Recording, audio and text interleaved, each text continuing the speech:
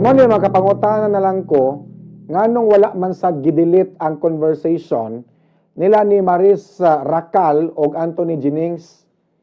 Magapaduda kayo kung anong wala gidelete sa lalaki ang ilang conversation ni Maris. Unya, wala pa joy password ang iyang cellphone. Nga diin, dali ra kayong i-open ang messenger kay wala may password ang iyang cellphone. Tanawang resulta, nasakpa na noon sila. Si Jamila Villanueva, ang ex-girlfriend ni Anthony, nakasakop sa ilang conversation nga nag-churva di ay sila si Anthony o si Maris Racal, mga kabumbo. Pinaagi sa ilang conversation nga wala ma-delete, hinungdan nga nabulabog na noon silang duha. Sa sinugdanan palang daan, nakaibaw na si Anthony nga sayop ang ilang gihimo ni Maris tungod kay nagos sila mga uyab, unya nakigachurva pa jud sila sa lain. Pero ngano sad nga nagbilin pa man siya og ebidensya? Unsa kahay motibo aning Anthony? Wala ba kani siya nag-tripping, mga kabombo? Kasi tripping tong iya ha? Tungod sa iyang tripping, ang nagsuffer og maayo mao si Maris Racal. Gibuli nagmaayo sa social media. Gisaway na siya maayo diya sa mga netizens, mga kabombo. Diya pa'y uban nga mga comment, below the belt, tagid kayo. Matod pa, bigatla ko no. Tuahan ok tanan ni Maris. Murag siya maoya, gipakasala og maayo. Puwerte in taon niya gatyabaw ni Maris kaganiha. Sa dihaga ni pagawa sa ihaga habig, mga kabombo. O niya, baguhay lang ni pagawa susab og pamahayaga si Anthony Jennings. Matod pa niya nga, sorry ko no. Nangayo siya pasaylo sa duha ka mga babae nga iyan napasakitan. Nga sila si Maris o Jamila. Mubo ra kayo ang iyahang video. Nga nangayo siya og pasaylo. Dali ra kayo ang paglitok og sorry. Samtang hangtod karon usab, mga kabombo, parayon pang nagpakahilom usab si Rico Blanco sa gidangatan sa iyang ex-girlfriend, mga kabombo. Gipangutana di ay ni Maris si Anthony kung nagbalik ba sila sa iyahang uyab. O niya ang tubag sa lalaki, no, wala kuno. Gipangutana di ay ni Maris ang lalaki kung love pa ba niya ang iyang uyab. Ang tubag sa lalaki, no, wala na daw siya nahigugma. Hinungdan nga nahitabo gyud ang dili unta angay nga mahitabo, mga kabombo, hangtod nga nagkatsurva na sila. Galawan sa mga lalaki nga kuhaon ang simpatiya sa mga babae para sugton, buhaton ang tanan para maka jugjug aa. Unya, og magbinuang manggani ka, dapat dili gyud magpasakop.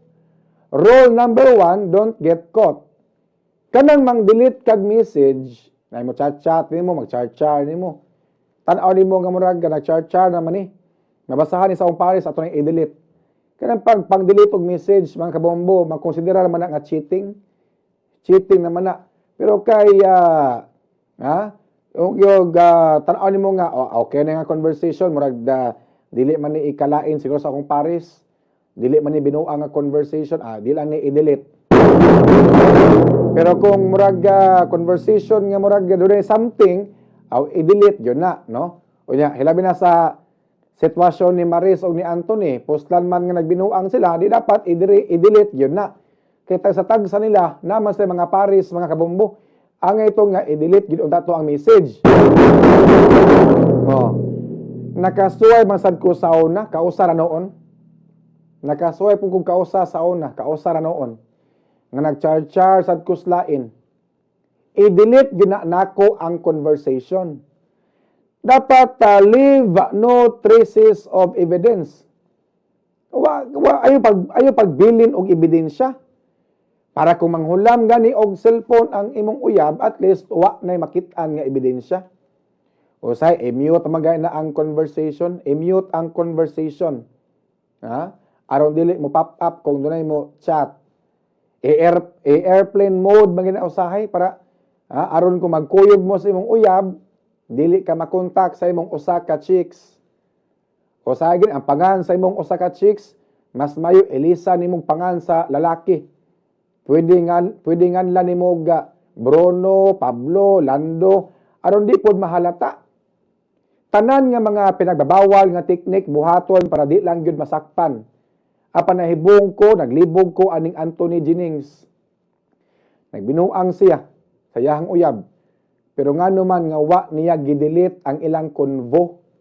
Bisag gihangyo na siya ni Maris nga i-delete ang ilang konvo, apan wa niya gidelete, wala pa'y password ang iyang cellphone. Ha?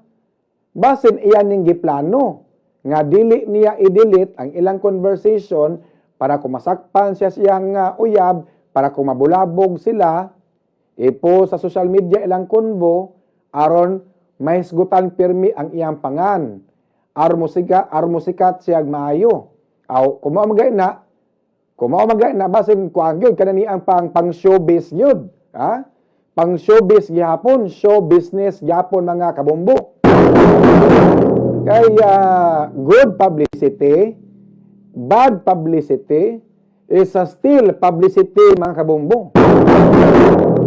Ang media, ang social media, ang media, tutok sa ila karog kuan, ha? Sa lahang nahitabo nila mga kabombo, di pa sikat gihapon.